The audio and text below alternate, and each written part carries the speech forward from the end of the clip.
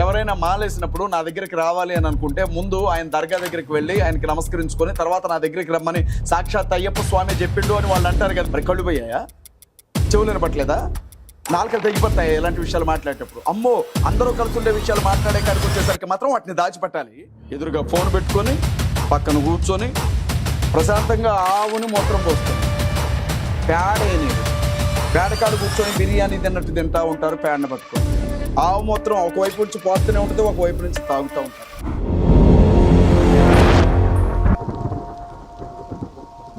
బుద్ధుల చేతుల్లో ఉండే ఆరామాలన్నింటినీ పడగొట్టో లేకపోతే స్వాధీనం చేసుకునో ఆ బుద్ధుని విగ్రహాలకి మార్పులు చేర్పులు చేసి హిందూ దేవి దేవతలుగా మార్చి కాపీ పేస్ట్లుగా చేసుకొని వాటిని మొత్తం హిందువుల గుళ్ళుగా మార్చారు. ఆ 60,000 గుళ్ళు ఎక్కడెక్కడ ఉన్నాయో ముందు వాటిని పడగొట్టండి, తిరిగి బౌద్ధులకు అప్పచెప్పండి అంటున్నాను. నేను కరెక్ట్గానే మాట్లాడుతున్నాను. మీరు ఒక్క మసీదు గురించి మాట్లాడుతున్నారు, గుడిగా మారింది. ఒక్క మసీదు కాదు. ఇప్పుడు 60,000 బౌద్ధుల ఆరామాల గురించి నేను మాట్లాడుతున్నాను. ఇప్పుడు అలా చూసుకుంటే ఈవెన్ మక్కాలో ఉన్నది కూడా శివలింగమే అనేది కూడా మీరు చూసి వచ్చారా? చెప్తున్నారు. మీరు చూసి వచ్చారా? ఆల్రెడీ చెప్తున్నారు. చంద్రమండలం మీద కూడా నాకు 4 ఫ్లాట్లు ఉన్నాయి. Congratulations. Thank you very much. మీకు కూడా ఒక ఫ్లాట్ ఇస్తాను నేను. మక్కాలో శివలింగం ఉందంటారు, లేకపోతే రాముడు ధనస్సు తీసుకెళ్ళి ఆడబెట్టారంటారు, విష్ణు చక్రం రాళ్ళు ఆడేబడిందని చెప్తారు. వీళ్ళు చూసి వచ్చారా? చూసి వచ్చారండి వీళ్ళు. వాట్సాప్ యూనివర్సిటీ కథలండి ఇవన్నీ కూడా, వడ్డీ వార్చుకునే కథలు ఇవన్నీ కూడా. ఇంకా నయం, జెరూసలేంలో సిలువ వేయబడి చనిపోయింది యేసుక్రీస్తు ప్రభు కాదు, మా దేవుడే, మా హిందువే ఆయన కూడా అని చెప్పలా. ఇంకా నయం, ఆడకి సంతోషించాలా. ఆ సిలువను మోసింది అసలు మేము, ఆయన కాదు మోసింది అని చెప్పలా. ఆ మాత్రం వదిలిపెట్టారు, సంతోషపడాలి. ఏమాత్రం దానికి. హిందూ, ముస్లిం, క్రిస్టియన్ వీళ్ళు ముగ్గురు కూడా ఒకే కుటుంబం, ఒకే సంతతి అన్నట్టు మాట్లాడుతున్నారు. మరి వాస్తవమే కదండి. ఇప్పుడు నేను సింపుల్గా మీకు ఒక విషయం చెప్తాను చూడండి. వెంకటేశ్వర స్వామి ఉన్నారు, తిరుమల తిరుపతి వెంకటేశ్వర స్వామి. ఆయన భార్య బీబీ నాంచారమ్మ. ఆవిడ ముస్లిమే కదా. ఆయన భార్య బీబీ నాంచారమ్మ. బీబీ నాంచారమ్మ ఆయన భార్య, ఆవిడ ముస్లిం. వెంకటేశ్వర స్వామి భక్తులందరూ కూడా హిందువులు. వెంకటేశ్వర స్వామి భార్య, వెంకటేశ్వర స్వామి అత్తోరిల్లేమో ముస్లిమ్స్ది. ఆ లెక్కన హిందువులు ముస్లిమ్స్ బంధువులే కదా. బంధువులే. ముస్లిమ్స్ క్రైస్తవులు అబ్రహాం గారి సంతానంలో నుంచి వచ్చిన వాళ్ళే. మరి ఆ లెక్కన ముస్లిమ్స్, క్రిస్టియన్స్, యూదులు వీళ్ళు బంధువులే కదా. అట్లా హిందువులు, క్రైస్తవులు, ముస్లిమ్స్ ముగ్గురు కూడా బీరకాయ పీసే, ఒక కుటుంబానికి సంబంధించిన వాళ్ళే, బంధుత్వంలో ఉన్న వాళ్ళే వీళ్ళందరూ కూడా. మధ్యలో ఆగని వాళ్ళు ఉంటారు కదా, బాగా షుగర్ ఎక్కువగా ఉండి నిమిషానికి ఒకసారి వెళ్ళి రావాల్సిన వాళ్ళు ఉంటారు కదా, వాళ్ళు చేసే వ్యవహారాలు ఇవన్నీ కూడా. ఇప్పుడు తిరుమల తిరుపతి దేవస్థానంలో వెంకటేశ్వర స్వామిని పూజించే వాళ్ళు ఎవరైతే ఉంటారో బీబీ నాంచారమ్మ కూడా పూజిస్తారు. వెంకటేశ్వర స్వామికి సంబంధించిన కట్న కానుకలన్నీ బీబీ నాంచారమ్మ బంధువులు పంపిస్తానే ఉంటారు, ముస్లిం సహోదరులందరూ కూడా. మరి అంతవరకు ఎందుకు? అయ్యప్ప స్వామి చిన్నతనంలో వామర్ స్వామి నాయన వావర్ స్వామి ఇద్దరు కలిసి ఆడుకున్న వాళ్లే కదా. వాళ్ళిద్దరు కూడా ప్రాణ స్నేహితులే కదా. ఎవరైనా మాలేసినప్పుడు నా దగ్గరికి రావాలి అని అనుకుంటే ముందు ఆయన దర్గా దగ్గరికి వెళ్ళి ఆయనకి నమస్కరించుకొని తర్వాత నా దగ్గరికి రమ్మని సాక్షాత్ అయ్యప్ప స్వామి చెప్పిండు అని వాళ్ళు అంటారు కదా. మాలేసుకున్న వాళ్ళందరూ కూడా ముందు అక్కడికి వెళ్ళడం కంటే ముందు శవాలు శవాలు శవాలు అని వీళ్ళు పిలిచే ఆ దర్గా దగ్గరికి వెళ్ళి అక్కడ దండం పెట్టుకుని వెళ్తారు కదా. నిన్నగాక మొన్న అయ్యప్ప స్వామి మాల్లో ఉండే రామ్ చరణ్ గారు కూడా దర్గా దగ్గరికి వెళ్ళొచ్చాడు కదా, కడప దర్గా దగ్గరికి వెళ్ళొచ్చాడు కదా. మరి కళ్ళు పోయాయా? చెవులు వినపట్లేదా? నాలుకలు తెగిపోతాయి ఇలాంటి విషయాలు మాట్లాడేటప్పుడు. అమ్మో, అందరూ కలిసి ఉండే విషయాలు మాట్లాడే కాడికి వచ్చేసరికి మాత్రం వాటిని దాచిపెట్టాలి. కొట్టుకొని వచ్చే విషయాలు ఏమైనా ఉంటే మాత్రం బోర్లు పెట్టి సౌండ్ సిస్టమ్ పెట్టి బజారు ఒక స్తంభానికి ఒక మైక్ కట్టి చెప్పాలి జనాలకి. మరి ఇవి చెప్పలే అంటే ఇప్పుడు మీరు అనేది వాళ్ళంతా ఎట్లయినా బంధువులుగా ఉంచండి. హిందువులైనా, క్రైస్తవులైనా, ముస్లింలైనా అందరూ కూడా ఏదో ఒకవైపు నుంచి బంధువులే. బైబిల్ గ్రంథం ప్రకారంగా, ఖురాన్ గ్రంథం ప్రకారంగానైతే భూమి మీద పుట్టిన ప్రతి మనిషి అవ్వ ఆదాము అనే ఇద్దరి జంటలో నుంచి వచ్చిన వాళ్లే అని బైబిల్ చెప్తోంది, ఖురాన్ చెప్తా ఉంది. మీరు నేను కూడా బంధువులమే, ఇక్కడ ఉన్న వాళ్ళందరూ కూడా బంధువులే, ఈ వీడియో చూసే వాళ్ళు కూడా మన బంధువులే, మన ఇళ్లలో ఉండే మన శ్రీమతులు మన బంధువులే, మన పిల్లలు మొత్తం ఇరుగు పొరుగు వాళ్ళు. నిన్ను చంపుతారా అని కత్తెత్తినోడు మన బంధువే, నన్ను చంపడానికి వచ్చినోడు మన బంధువే, అందరూ మన బంధువులే. ఒకే సంతానంలో నుంచి వచ్చాము. అందుకే బ్లడ్ రిలేషన్ అంటారు. బ్లడ్ ఎప్పుడు ఒకటే ఉంటుంది, ఏ పాజిటివ్, బి పాజిటివ్, లేకపోతే ఓ పాజిటివ్, లేకపోతే నెగిటివ్ ఉంటుంది తప్ప ఇంకో బ్లడ్ ఏ ఉండదు మనుషులకి. దీని అర్థం ఏంటంటే అందరూ బంధువులరా మీరు, మన రక్తం అంతా ఒకటే అని చెప్పడం దాని ఉద్దేశం. లేకపోతే జాతికి ఒక రక్తం ఉండేది కదా, హిందువులకు ఒక బ్లడ్ గ్రూపు, క్రిస్టియన్స్ కో బ్లడ్ గ్రూపు, ముస్లిమ్స్ కో బ్లడ్ గ్రూప్ ఉండేది కదా. ఆ మాత్రం అర్థం కాదా? ఏమండి దాన్ని కూడా వేరు చేసి చెప్తారేమో. మరి చెప్తారేమో, చూడాలి మరి. రగడ ఏదైతే మీరు చేస్తున్నారో నేను రగడ చేస్తున్నట్లుగా కనబడుతుందా మీకు? నిజంగా మా అంటే ఎట్లుందంటే మీకు చిన్న విషయం చెప్తాను నేను. ఇప్పుడు చెప్పాలి ఖచ్చితంగా, మీరు ఆ మాట అన్నారు కాబట్టి. చెప్పండి.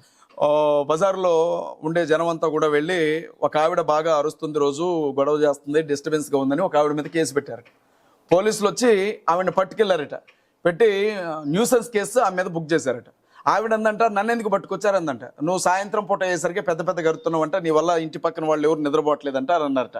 అరే నాయన, ప్రతిరోజు మా ఆయన తాగొచ్చి సత్యదా కొడుతున్నాను, నన్ను ఇంట్లో పడేసి కాళ్ళు చేతులు ఇరిగి కాపాడడానికి నేను అరుస్తున్నాను రా, దెబ్బలు తట్టుకోలేక అరుస్తున్నాను నేను అని అంటే, అదంతా మాకు అనవసరం, నువ్వు వరిసేవా లేదా, న్యూసెన్స్ కేసు పెట్టావా అన్నారట పోలీసులు. అట్టుంది మీ వ్యవహారం. అంటే వాడు చేసేయన్ని వాడు చేస్తున్నాడు. ఒకవైపు నుంచి క్రైస్తవుల్ని ముస్లిమ్స్ని ఏమి ఓచుకోతా అనే కాడికి వచ్చారు వాళ్ళు. నడు రోడ్డు మీద బట్టలు తీసి నగ్నంగా నడిపిస్తా ఉన్నారు, బైబుల్ తగలబెడతా ఉన్నారు, ఖురాన్లు తగలబెడతా ఉన్నారు, నోటుకొచ్చినట్లుగా మాట్లాడుతూ ఉంటే ఇది ఎక్కడ న్యాయం అని అడిగితే మీకు రగళ్ళలాగా కనపడతా ఉందా? మీరు అడిగినట్లేదు అక్కడ. మీరు ఎంతవరకు కూడా హిందువుల్ని ఎక్కడ దొరుకుతాడా అక్కడ పొడుద్దాం అన్నట్టు ఉంది. మీరు మా అత్త మామ హిందువులండి, మా ఆవిడ హిందువుల కుటుంబంలోంచి వచ్చింది. ఇవాళకి కూడా మా మామ హిందువు, ఆ ఊరికి పెద్ద మాదిగా మా మామ, మాది ఇంటర్ కాస్ట్ మ్యారేజ్, మా మామ పెద్ద మాదిగా హిందువు. ఆ ఊరిలో హిందువుల్ని నేను ఎందుకు పొడుస్తానండి? మీరు రండి, అయ్యప్ప స్వాములు మా ఇంటికి వస్తారా, భిక్షకి రండి, భోజనం ఏర్పాటు చేస్తాను, కడుపు నిండా తినాలండి. భవానీ మాల వేసుకున్న వాళ్ళు వస్తారా, రండి, భోజనం పెడతాను, కడుపు నిండా తినాలండి. మీరు ఎవరు వస్తారు రండి మా ఇంటికి, కడుపు నిండా భోజనం పెట్టి కానుకిచ్చి పంపిస్తాను. నేను హిందువులను పల్లెత్తు మాట అనండి బాబు. హిందుత్వవాదం పేరుతో మనుషులను విడగొడుతున్నటువంటి సైకోలు ఉన్నారే, వాళ్ళ గురించి మాట్లాడుతున్నాను నేను. మీరు ఎందుకు రెండింటికి మధ్య డిఫరెన్స్ అర్థం చేసుకోవట్లేదు? మీరు మేము అర్థం చేసుకోవడం కాదు, మీరే మా యాంకర్ని అర్థం చేసుకోవట్లేదు. మా యాంకర్స్ అందరికీ కూడా మీరు ఎక్కడెక్కడ దొరుకుతారా అని చెప్పి దానికి తగ్గట్టు పొలాలు పెట్టడానికి చూస్తున్నారు. మీరు ఎట్లా పడితే అట్లా మాట్లాడుతున్నారు. మేము కూడా ఇప్పుడు మీరు ఎట్లయితే చేస్తున్నారో మేము కూడా అదే కదా చేసేది. సార్ రెండు పద్ధతులు సార్. చిన్నతనంలో మా తెలుగు టీచర్ ఆచార్య గారు చెప్పేవాళ్ళు ఏంటంటే, ఏ పదాన్నైనా రెండు రకాలుగా వాడచ్చు. మీ నాన్నగారు ఉన్నారా అని అడగొచ్చు, లేకపోతే నీ అమ్మమ్మ కూడా ఉన్నాడా అనొచ్చు. నువ్వు మాట్లాడే పద్ధతిని బట్టే ఎదుటివాడికి రెస్పెక్ట్ ఇస్తాడు అని. యాంకర్స్ కూడా చాలా పద్ధతిగా మాట్లాడాలి. యాంకర్స్ కూడా మా నుండి మీరు పద్ధతిగా ఆన్సర్స్ కావాలి అనుకున్నప్పుడు మీరు కూడా చాలా పద్ధతిగా ప్రశ్నలు అడగాలి. అంతే తప్ప మేము చేసేది మాత్రం సంసారం అజయ్ బాబు, ఇదే పని నువ్వు చేస్తే ఇది వ్యభిచారం అని మాత్రం మీరంటే అది న్యాయం కాదు. మరి అది ఎట్లా న్యాయం అవుతుంది చెప్పండి? కానీ మీరు కూడా అట్లనే మాట్లాడుతున్నారని మా ఉద్దేశం. మరి టిట్ ఫర్ టాటే కదండి. మరి ఏదైనా అట్లానే ఒక్కగాడికి చెప్పు దెబ్బ అనేది ఖచ్చితంగా ఉంటుంది కదా. కరెక్ట్ కదా. ముద్దు పెట్టుకోం ముద్దు పెట్టుకోం కదా. ఇప్పుడు మరి అట్లా చూసుకుని మీరు చేసే విధానాలు ఎంతవరకు కరెక్ట్ అంటారు? నేను ఖచ్చితంగా నేను చేసేది కరెక్టే కాదా అనేది చూసేవాళ్ళే చెప్పాలి. ఇప్పుడు నేను మిమ్మల్ని అడిగేదానికి సరిగ్గా అర్థం చేసుకుని చెప్పండి. మరి అట్లా చూసుకుని చెప్పండి, అడగండి. మీరు హిందువులు పెట్టేటువంటి ప్రసాదాలు స్వీకరిస్తారా? ఎవరు? మీరు. మరి మాకేం అవసరం అండి బాబు, మేము ఎందుకు తీసుకుంటాం? అడిగిందని చెప్పండి. మీరు అన్నం వండి పిలవండి, ఇంటికి వచ్చి తింటాం. వినండి, అన్నం వండి, నేను చెప్పేది వినండి సార్. చెప్పండి. మీరు అన్నం వండి పిలవండి, ఇంటికి వచ్చి తింటాం. కూరేసి ఉండి తీసుకెళ్లి కూర్చొని తింటాం. లేదు పెళ్లికి పిలవండి, వచ్చి కూర్చొని తింటాం. అంతే తప్ప మీరు ఒక విగ్రహం దగ్గర, ప్రాణం లేని ఒక విగ్రహం దగ్గర మీరు తీసుకొని వెళ్ళి ప్రసాదం అని పెట్టి ఆ పసుపు కుంకుమలు రాసుకొని ఆయన నిజంగా దేవుడు అని నమ్మి అక్కడ పెట్టినట్టుకు ఏదో శక్తి ఉందని మీరు నమ్మి తీసుకొని మాకు పెట్టి మమ్మల్ని తినమంటే మాకు తెలుసు కదా మీరు తయారు చేసిన బొమ్మది, అందులో ఏమీ లేదన్న విషయం మాకు తెలిసినప్పుడు దాన్ని ప్రసాదం, అది దేవుడే కానప్పుడు అది ప్రసాదం అట్లయితే అది మేము ఎందుకు తీసుకుంటాం? మా బైబుల్ చాలా స్పష్టంగా చెప్తుంది. మా బైబుల్ చాలా స్పష్టంగా చెప్తుంది, విగ్రహాల వల్ల ఎందుకు పాలి భాగస్తులు కావద్దు అని చెప్పింది. మేము తీసుకోం.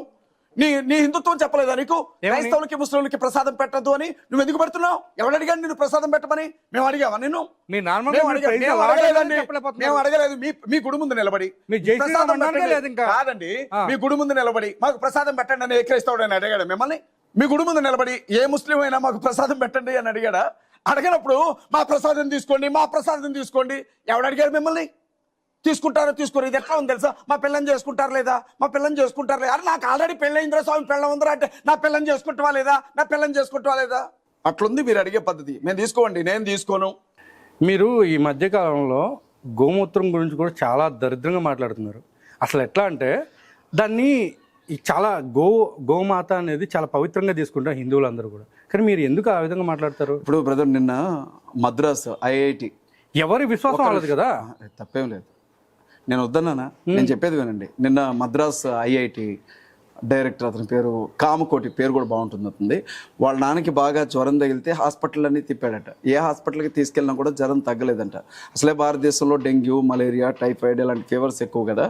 ఏం చేయాలో అర్థం కాక ఒక స్వామీజీ దగ్గరికి తీసుకెళ్ళాడట. స్వామీజీ దగ్గరికి తీసుకెళ్తే అర్జెంటుగా గోమూత్రం తాగించమన్నట్ట. గోశాల దగ్గరికి వెళ్ళి ఆవు పోసేటప్పుడు కొంచెం ఆ గోమూత్రం పట్టుకొని వెళ్ళి వాళ్ళ నాన్నకి తాగించాడట. తాగించిన 15 నిమిషాల్లో తగ్గిపోయిందట. గోశాల దగ్గరకు వచ్చి జరిగిన మీటింగ్లో అతను సాక్ష్యం చెప్తున్నాడు. ఆవు మూత్రం తాగితే మా నాన్నకి జ్వరం తగ్గిపోయింది. హిందువులారా, ఆవు మూత్రం తాగండి, అందులో జ్వరాన్ని చంపేసే, జ్వరం లోపల ఉండే బ్యాక్టీరియాని చంపే కావాల్సినటువంటి ఏమంటారు వాటిని ఉన్నాయి అని చెప్పాడు. మరి ఇక పండితుడే చెప్పాడు.